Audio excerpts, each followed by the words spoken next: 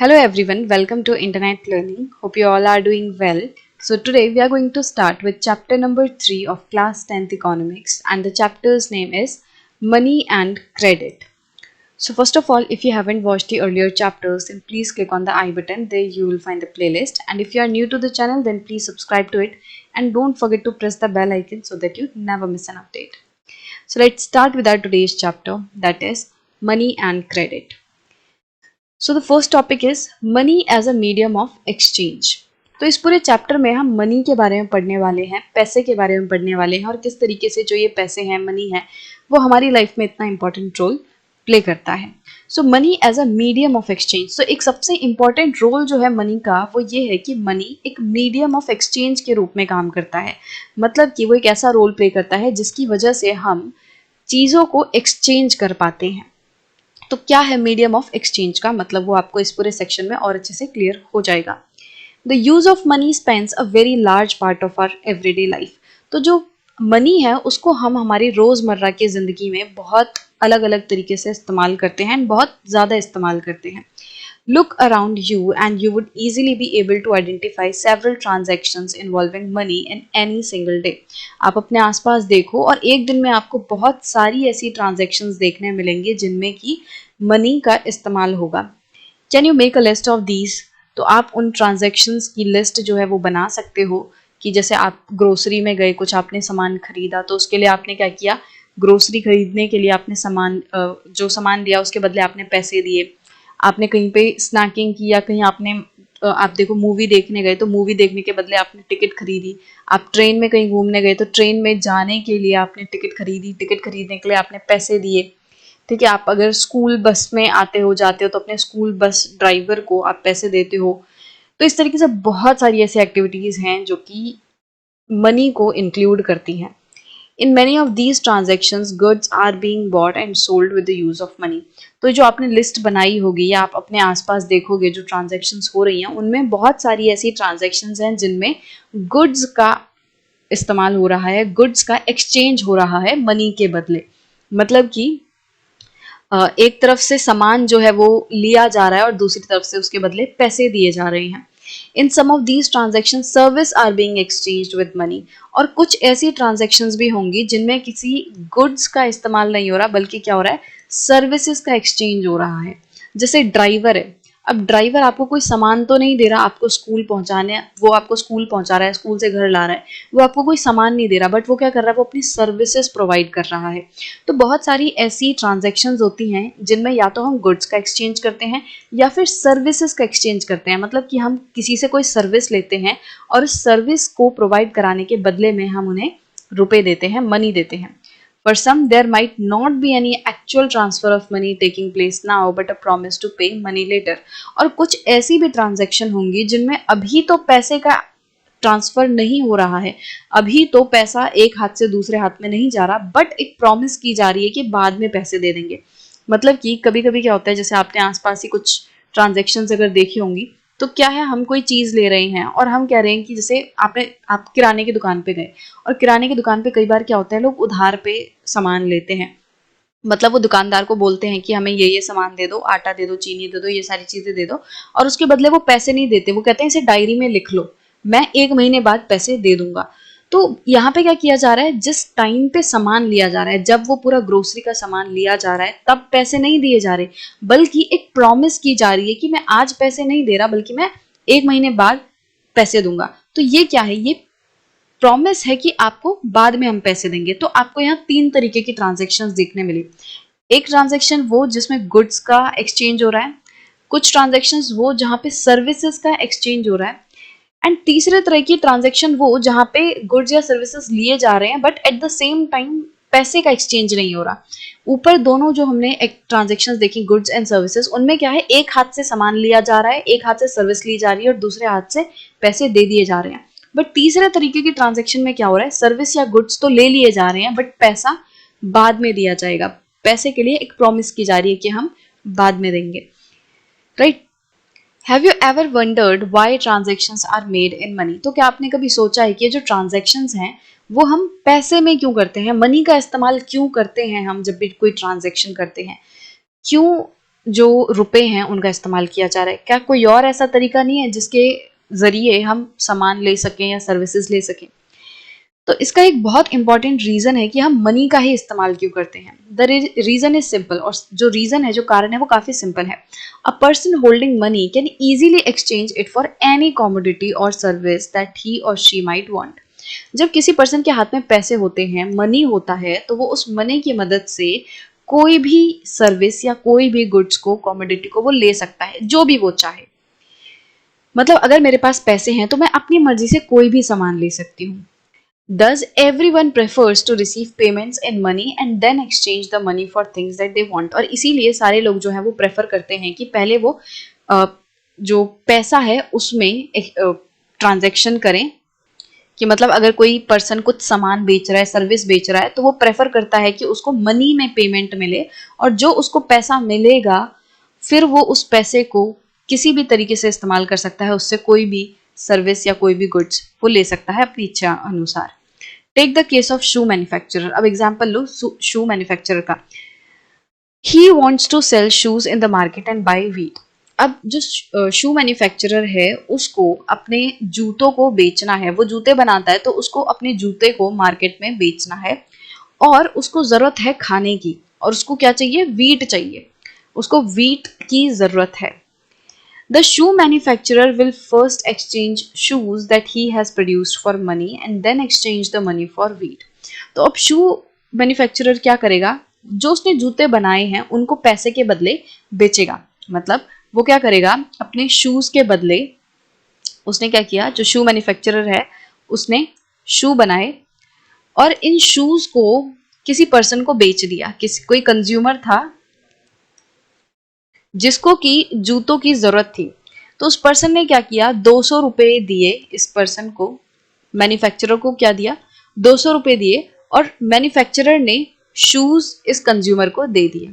ठीक है, एक हाथ से कंज्यूमर ने क्या किया, शूज लिए, और दूसरे हाथ से ये 200 रुपए दे दिया। अब इस शू मैन्युफैक्चरर के पास कितने रुपए आ गए, 200 रुपए आ गए। ठीक है, 200 रुपीज। अब इन 200 रुपीज का इस्तेमाल करके ये वीट खरीद सकता है। और वीट ही नहीं, बल्कि ये 200 रुपीज का इस्तेमाल करके मान लो उसने 100 रुपए के वीट खरीद लिए, और 100 रुपए का उसने मान लो कोई और चीज खरीद ली, मान लो लेट्स से उसने कोई सब्जी खरीद ली, ठीक है, कोई वेजिटेबल खरीद ली 100 रुपए की। तो इसका मतलब कि शू मैन्युफैक्चरर ने अपने शूज को पैसे के लिए बेचा, मनी के लिए बेचा। एक हाथ से शूज दिए, दूसरे हाथ से रुपए लिए, और वो जो रुपए हैं उससे फिर उसने अपनी जो भी उसकी इच्छा थी वो चीज उसने खरीद ली उन पैसों की मदद से। अगर ये मनी बीच में ना होता तो क्या होता, तो शू मैन्युफैक्चरर को क्या करना पड़ता, उसको किसी ऐसे पर्सन को ढूंढना पड़ता जिसको शूज की जरूरत है, and at the same time उसके पास गेहूं भी हो बेचने के लिए। मतलब अगर यहाँ पे पैसे नहीं होते, मनी नहीं होता, तो फिर ये ट्रांजैक्शन कैसे होती। अगर मनी नहीं होता तो ये शू मैन्युफैक्चरर किसी ऐसे कंज्यूमर को ढूंढता, किसी ऐसे बायर को ढूंढता जिसके पास वीट होता, और वीट होने के साथ साथ ये जो पर्सन है वो अपने वीट को बेचना भी चाहे। मतलब ऐसा भी तो हो सकता है ना कि किसी पर्सन के पास वीट तो हो पर वो बेचना नहीं चाहता।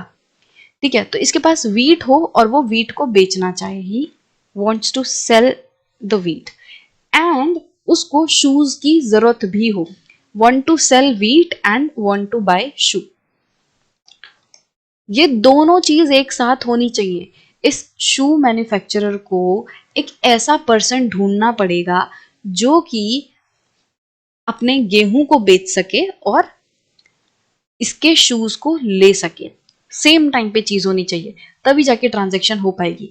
अब अगर कोई ऐसा पर्सन होगा जिसको शूज तो खरीदने हैं बट उसके पास वीट नहीं है, तो ये शू मैन्युफैक्चरर क्या करेगा कि अरे मुझे तो वीट चाहिए, मुझे तो वीट चाहिए, मेरे को खाना खाना है। और दूसरा पर्सन है यहाँ पे, एक मान लो ये पर्सन ए है एंड ऊपर एक पर्सन बी है। ये जो बी पर्सन है ये चाहता है कि ये शू खरीदे, he wants to buy shoe, but इसके पास सेल करने के लिए क्या है, इसके पास सेल करने के लिए है पेंसिल। ये पेंसिल सेल करता है, इसके पास पेंसिल है बेचने के लिए। अब शू मैन्युफैक्चरर जाएगा इस बी के पास, वो बोलेगा कि आप मेरे जूते ले लो और मुझे वीट दे दो। अब ये बी बोलेगा मेरे पास तो वीट है ही नहीं, तो शू मैन्युफैक्चरर बोलेगा कि सॉरी मैं आपको शू नहीं दे सकता, तो ये ट्रांजैक्शन नहीं हो पाएगी। फिर शू मैन्युफैक्चरर जो है वो ए से मिलेगा। यहाँ पे फिर ये ए कंज्यूमर बोलेगा कि मेरे पास वीट है बेचने के लिए और मुझे शूज चाहिए, तो ये शू मैन्युफैक्चरर कहेगा कि ठीक है, ये ट्रांजैक्शन हो सकती है, तुम वीट मुझे दे दो और एक पैर शू के बदले 1 kg वीट मुझे दे दो। तो क्या होगा कि यहाँ पे ट्रांजैक्शन हो जाएगी। पर ये ट्रांजैक्शन तो चलो हो गई, पर क्या ये इतना आसान है किसी ऐसे पर्सन को ढूंढना जो एग्जैक्टली सेम चीज खरीदना चाहता हो आपसे जो आप बना रहे हो, और वो चीज बेचना चाहता हो जो आपको जिस चीज की जरूरत है। मतलब ये इतना आसान नहीं है मिलना कोई पर्सन ऐसा जो सेम टाइम पे वीट बेचे और शू खरीदे। बहुत ही मुश्किल है ये चीज। अब पैसा कैसे आसान बना देता है चीजों को कि अगर यहाँ पे मान लो ये बी पर्सन को मिला सबसे पहले, ठीक है, इस बी पर्सन ने बोला कि मेरे पास जो है पेंसिल है बट उससे किसी को लेना देना नहीं है, ये चाहे कुछ भी बनाए, इसको खरीदने क्या है, शू खरीदने हैं, ठीक है। तो बी जो है वो क्या करेगा, इसको 200 रुपए देगा और शू ले लेगा। अब ये जो शू मैन्युफैक्चरर है ये 200 रुपए ले जाके इस किसी और पर्सन के पास जाएगा, मान लो इस कंज्यूमर ए के पास चला गया, उसने 200 रुपए इसको दिए और वीट ले लिया। मतलब कि पैसे के वजह से काम बहुत ज्यादा आसान हो जाता है। मुझे किसी ऐसे ही पर्सन को ढूंढने की जरूरत नहीं है जो सेम चीज खरीदना चाहे, सेम चीज बेचना चाहे, नहीं, मतलब कोई भी पर्सन जो मेरी चीज को खरीदना चाहता है, मैं उस पर्सन को अपनी चीज बेच दूंगा, पैसे ले लूंगा और पैसे से वो चीज को मैं मतलब पैसे की मदद से उस चीज को मैं खरीद लूंगी जो मुझे चाहिए। तो ट्रांजैक्शन बहुत आसान हो जाएगी, टाइम वेस्ट नहीं होगा, टेंशन इतनी नहीं होगी, ठीक है। Imagine how much difficult it would be if the shoe manufacturer had to directly exchange shoes for wheat without the use of money. तो जो मैंने अभी आपको पूरा एक्सप्लेन किया कि सोचो कितना ज़्यादा मुश्किल होगा अगर शू मैन्युफैक्चरर को डायरेक्टली अपने शूज एक्सचेंज करने होंगे वीट के बदले, मतलब बिना पैसे के यूज किए। He would have to look for a wheat growing farmer who not only wants to sell wheat but also wants to buy the shoes in exchange. तो शू मैन्युफैक्चरर को किसी ऐसे फार्मर को ढूंढना होगा जो सिर्फ और सिर्फ अपने वीट को बेचना ही ना चाहे, बल्कि वीट बेचने के साथ साथ वो इसके शूज भी खरीदना चाहे। That is, both parties have to agree to sell and buy each other commodities. मतलब कि एक ऐसा पर्सन ढूंढना होगा, एक ऐसी पार्टी ढूंढनी होगी जिसमें वो पर्सन शू मैन्युफैक्चरर के शूज को खरीदना चाहे और अपने वीट को बेचना चाहे। तो एक ऐसी सिचुएशन जिसमें दोनों पार्टीज अपने एक दूसरे के द्वारा बनाए हुए सामान को खरीदना और बेचना चाहें एट द सेम टाइम। जो मेरे पास है वो तुम्हें चाहिए और जो तुम्हारे पास है वो मुझे चाहिए, कोई ऐसी सिचुएशन ढूंढनी होगी। This is known as double coincidence of wants, और इसी सिचुएशन को हम क्या कहते हैं, डबल कोइंसिडेंस ऑफ वांट्स। मतलब एक ऐसी सिचुएशन जिसमें जो एक पर्सन बना रहा है, जैसे ये पर्सन ए है, ये शू मैन्युफैक्चरर है, हम शू का ही एग्जांपल लेके चलते हैं, एंड पर्सन बी है, ये फार्मर है। तो एक ऐसी सिचुएशन जहां पे शू मैन्युफैक्चरर को एक ऐसा पर्सन मिल जाए जो शू भी खरीदना चाहे और वीट भी बेचना चाहे, फार्मर को ऐसा पर्सन मिल जाए जो वीट खरीदना चाहे और शू बेचना चाहे। तो एक ऐसी सिचुएशन जहां पे both parties agree to sell and buy each other's commodity, जहां पे दोनों पार्टीज एक दूसरे के सामान को खरीदना और बेचना चाहें, उसी सिचुएशन को हम क्या कहते हैं, double coincidence of wants. What a person desires to sell is exactly what the other wishes to buy. जो एक पर्सन बेचना चाहता है वो सेम वो चीज है जो सामने वाला खरीदना चाहता है। जैसे शू मैन्युफैक्चरर के केस में जो शू मैन्युफैक्चरर बेचना चाह रहा है उसको एक ऐसा पर्सन ढूंढना होगा जो एग्जैक्टली वही चीज खरीदना चाहे।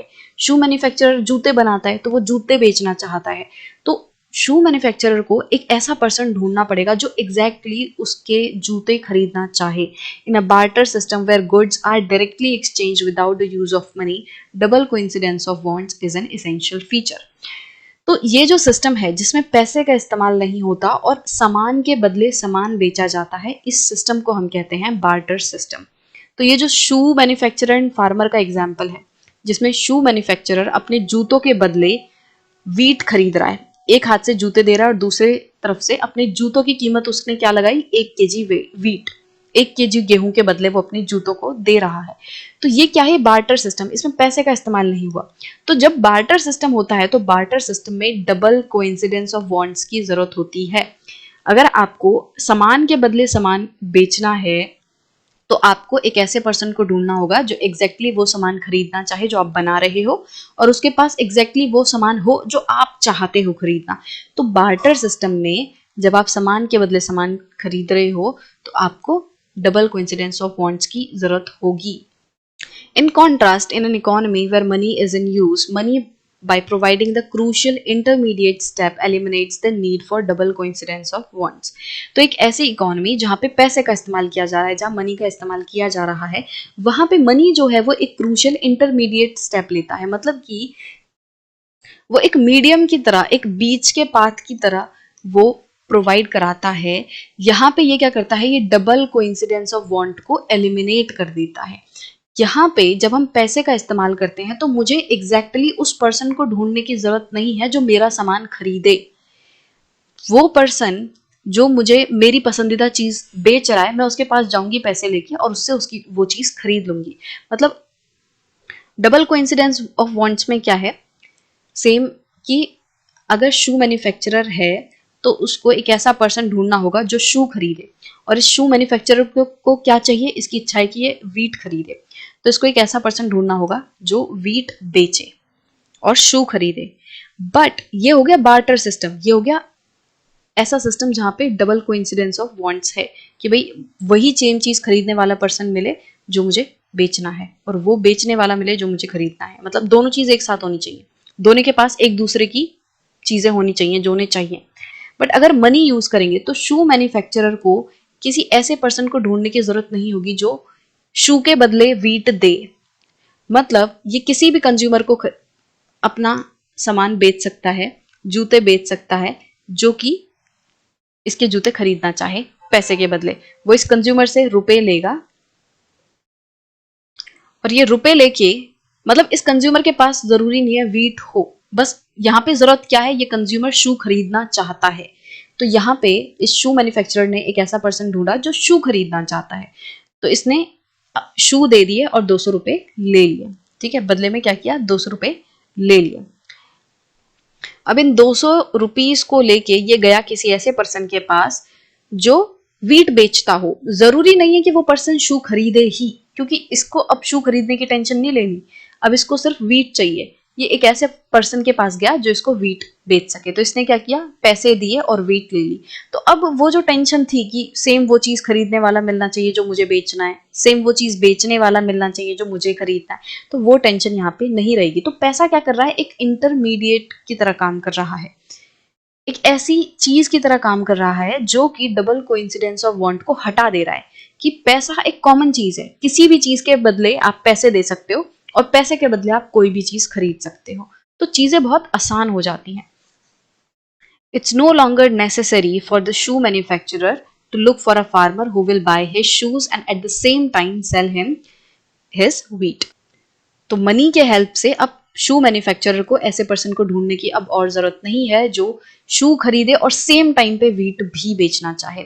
All he has to do is find a buyer for his shoes. बस उसको क्या करना है, अपने जूतों के लिए, जो वो जूते बना रहा है उसके लिए एक बायर ढूंढना है। Once he has exchange his shoes for money, जब उसने एक बार अपने जूतों को पैसों के बदले एक्सचेंज कर लिया, जूते दे दिए और पैसे ले लिए, तो फिर उन पैसों की मदद से वो वीट को या कोई और चीज को भी खरीद सकता है।